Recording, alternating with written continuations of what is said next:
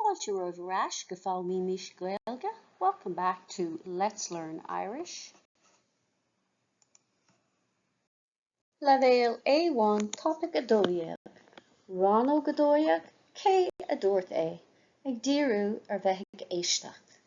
Level A1 topic 12, section 12, who said it, focusing on listening.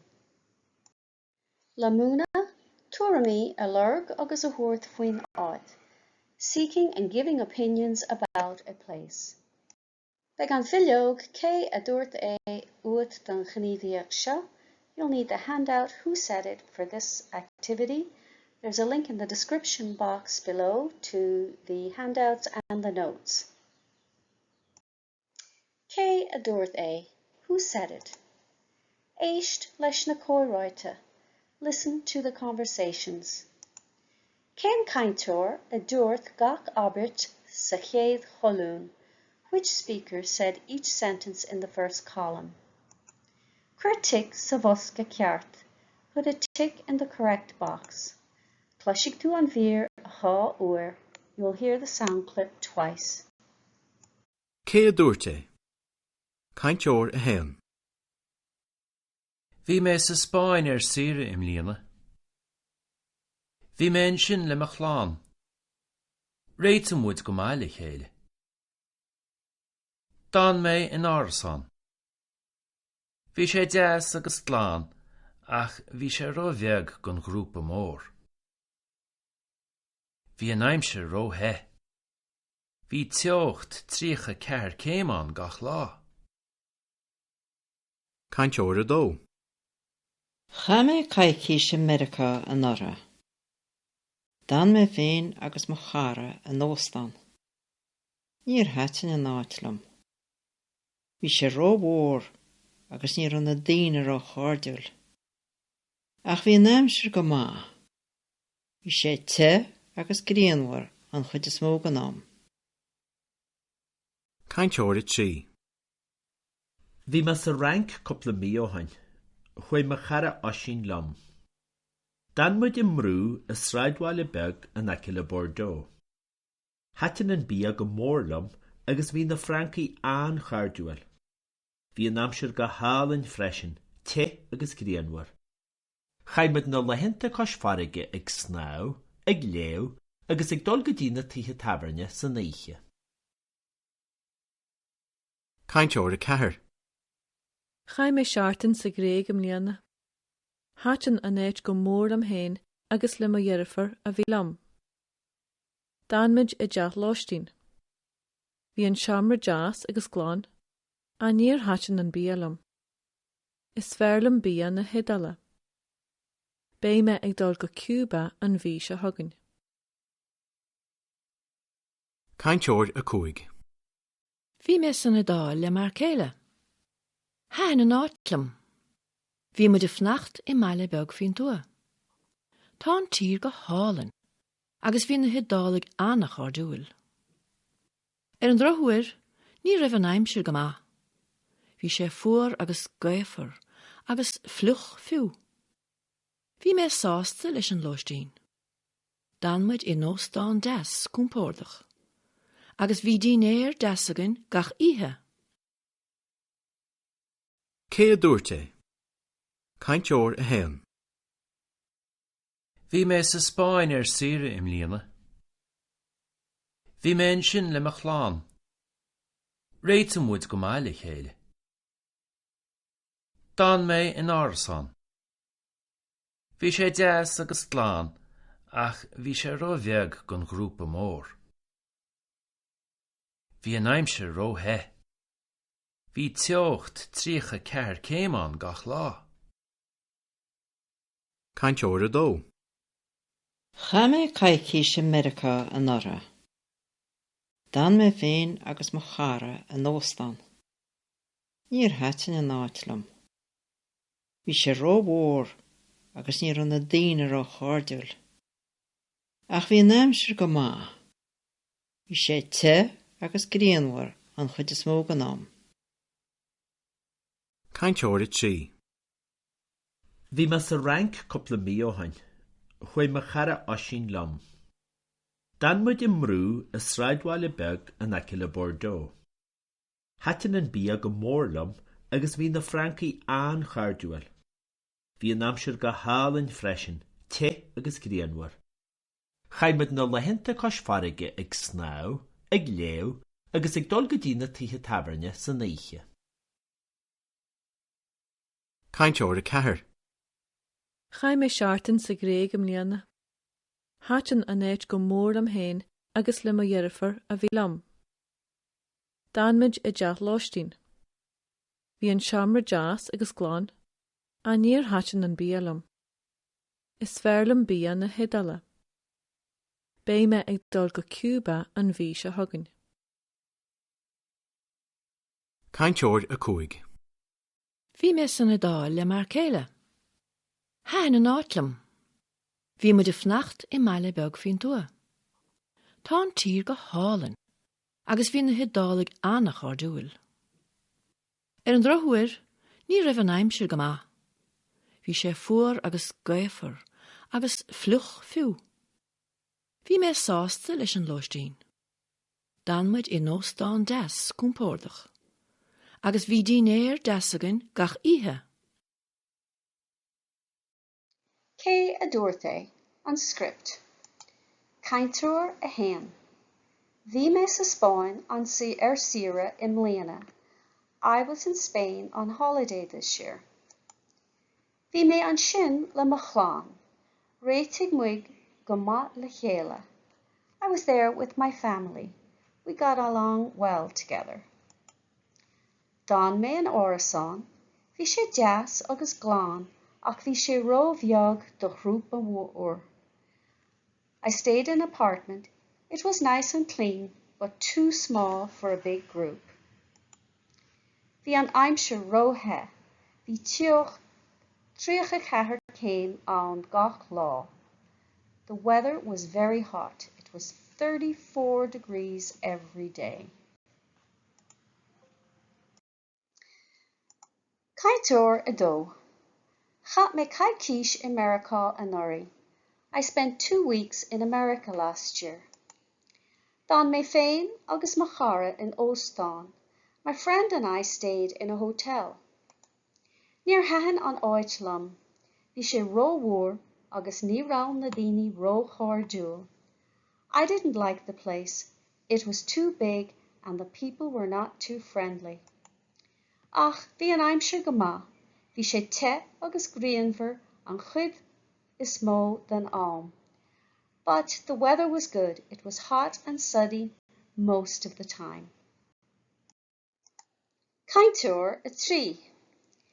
Bhí me sa rank cúpla mí ó hin. I was in France a few months ago. Chuig mo chara Oisín lum. My friend Oisín went with me. Donmuid imrú is sráidbhaile beag in aice le Bordeaux. We stayed in a hostel in a small village near Bordeaux. Hahan an bia go mórlam, agus bhí na Francaigh an chardúil. I really liked the food and the French people were very friendly. Bhí an aimsir go hálainn freisin, te agus grianmhar. The weather was also beautiful, warm and sunny.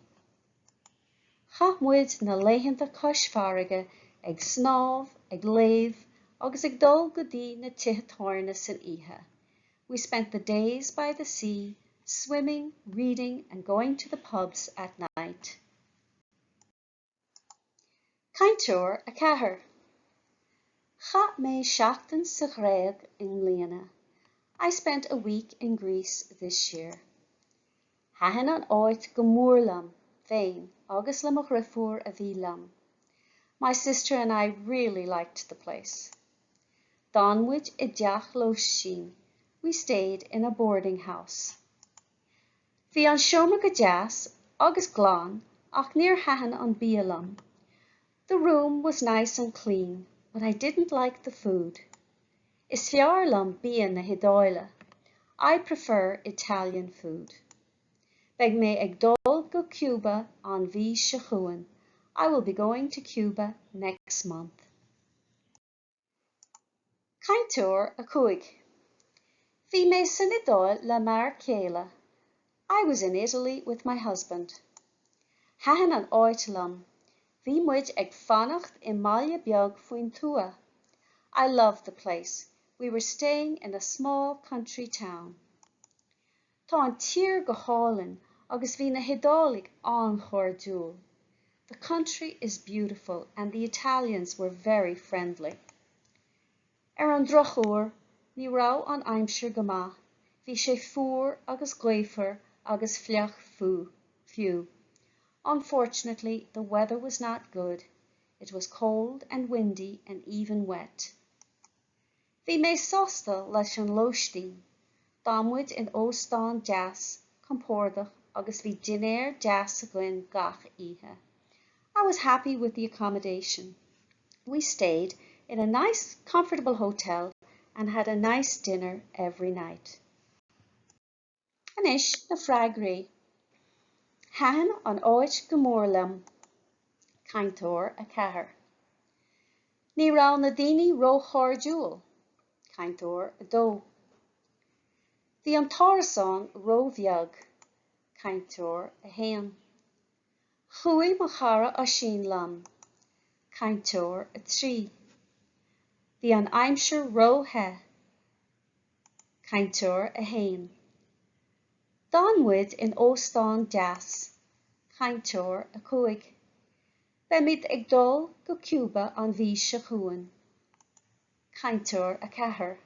Sorry, beim mé ag dul go Cuba an bhí se chuain. Agus anois, éist the ríis leis an script, and now listen again along with the script. Cé dúirt Cainteoir a héan.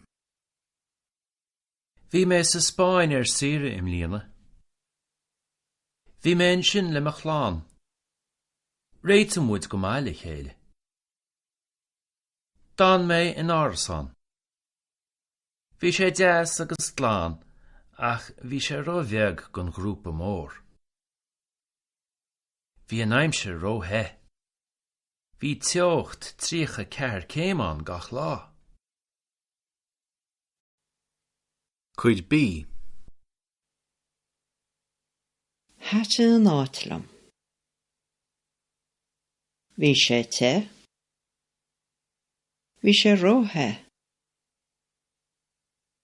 Teann sé ag snámh gach lá.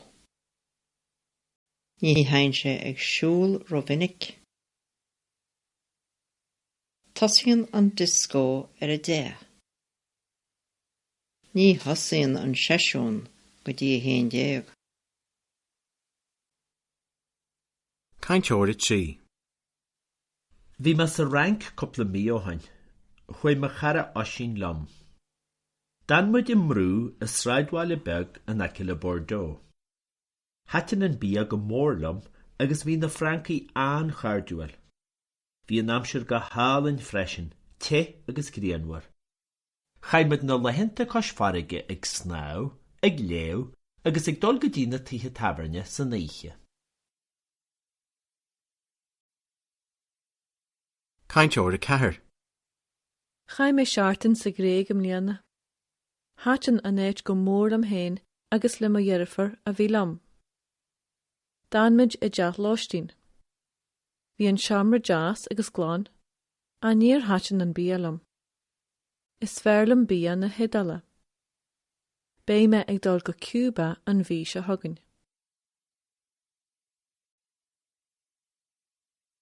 Cainteoir a cúig. Bhí mé san idáil le mar céile. Thahan an áit liom. Bhí muid fnacht I Míle beag faoin tua.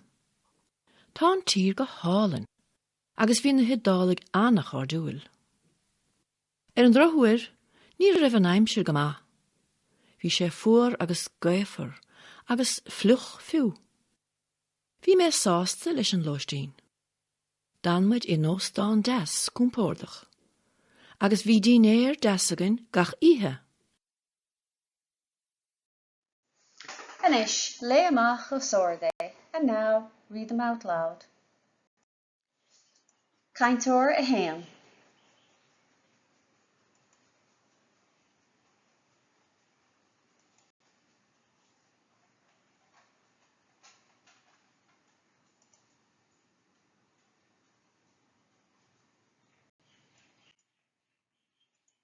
Cainteoir a dó.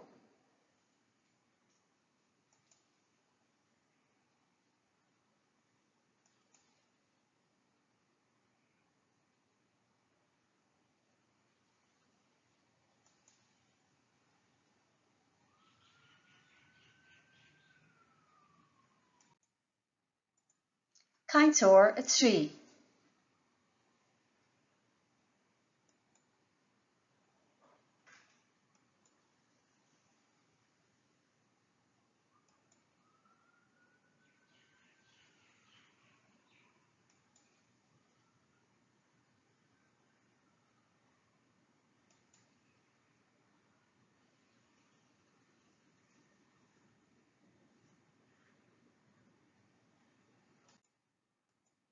Cainteoir a ceathair.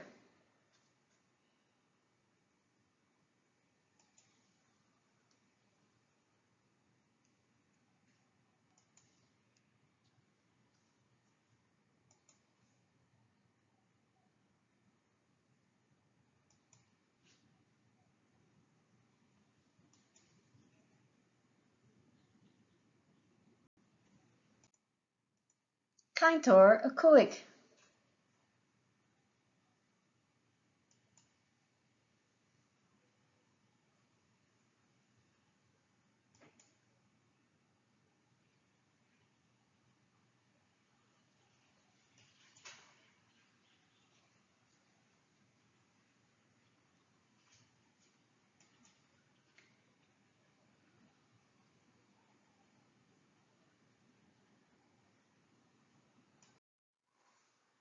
Beag an bhilioog, cé a dúirt é, le amach é uait an gníomhaíocht seo. You'll need a handout, who said it, read it out loud for this activity. Le amach é, read it out loud. Éisteacht agus líon na bearnaí sa dáisleacht seo a leanas. Listen to me and fill in the blanks in the two passages that follow. Léigh me iad rá uair dit. I'll read them twice for you. An sin, lay an dáisleacht amach os ord, and then read the two passages out loud. Slach de héan. Bhí mé san idáil le mar chéile. Thahan an áit lam. Bhí muid ag fanacht de máile beag faoin tua. Tá an tír go hálinn agus bhí na hidálaigh an chardúil. An drochuair, ní rá an aimse go maith. Bhí sé fuór agus gluifer agus fleach fiú. Bhí mé sásta leis an lóistín. Dámuid in óstán deas, compordach, agus bhín duine deas a gléin gach ihe. Slach de héan. Bhí mé san idáil le mar chéile. Thahan an áit lam. Bhí muid ag fanacht de máile beag faoin tua. Tá an tír go hálinn agus bhí na hidálaigh an chardúil. An drochuair, ní rá an aimse go maith. Bhí sé fuór agus gluifer agus fleach fiú. Bhí mé sásta leis an lóistín. Dámuid in óstán deas, compordach, agus bhín duine deas a gléin gach ihe. Slach de dó. Bhí mé sa rank cúpla mí ó hin.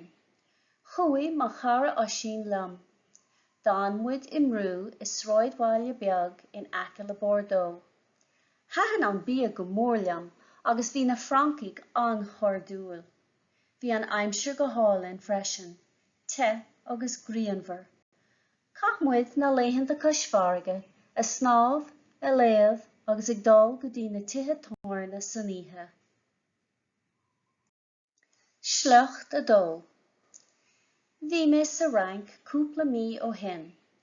Chuaigh má chara osín lam. Dámuid imrú is sráidbhaile beag in aice le Bordeaux.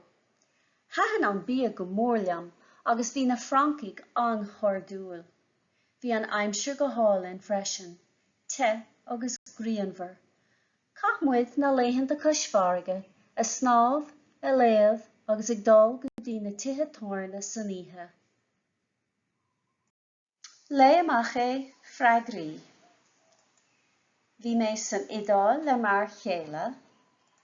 Thahan an áit lam. bhí muid ag fanacht I mbaile beag faoin tua. Tá an tír go hálainn agus bhí na hiodálaí an chordúil. Ar an droch uair, ní rá an aimse go maith, bhí sé fuair agus gluifer agus phleach fiú. Bhí mé sásta leis an lóistín, dan muid in óstán deas compordach agus bhí dinéir deas a ghlinn gach ihe. Freagraí sleachta dó. Bhí mé sa rank cúpla mí ó hin. Chúig mo thara áisín liom. Dan muid in mrú sráid bhaile beag in aice le Bordeaux. Thaithin an bia go mór liom agus bhí na Francigh an chordúil. Bhí an aimse go hálainn freisin, te agus grianmhar. Chach muid na Laethanta Caismharga, a snámh, a léamh agus ag dul go dtí na tithe san oíche. Agus inis, le amach é ó sóir tú féin, and now read it out loud yourself.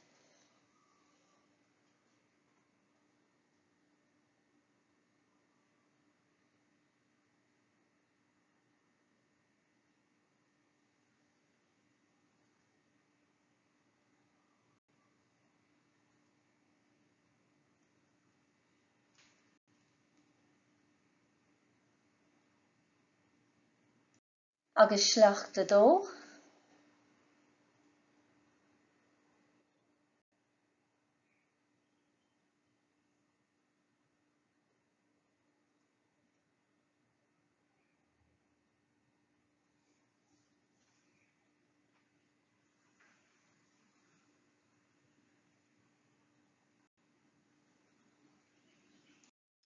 Le amach é.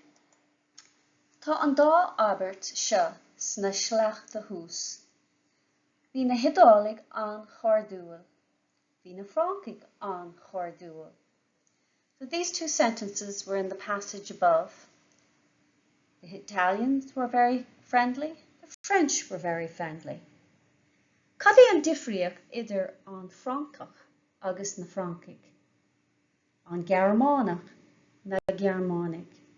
An Spánach na Spánig. Suíomh, think about it.